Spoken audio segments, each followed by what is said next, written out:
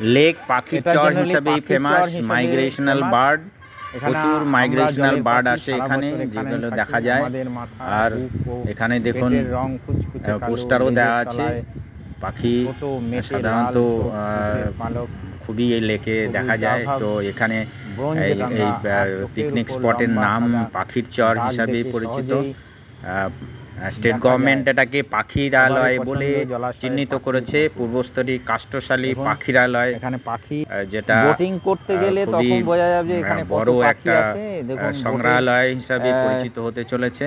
আশা করি মাঝামাঝি ফিউচারে পাখিদের এর ঝাঁকগুলো দেখা যাচ্ছে হালকা হালকা। বোটিংয়ে বেরোলেই তখন বোঝা যাবে যে কত পাখি আছে।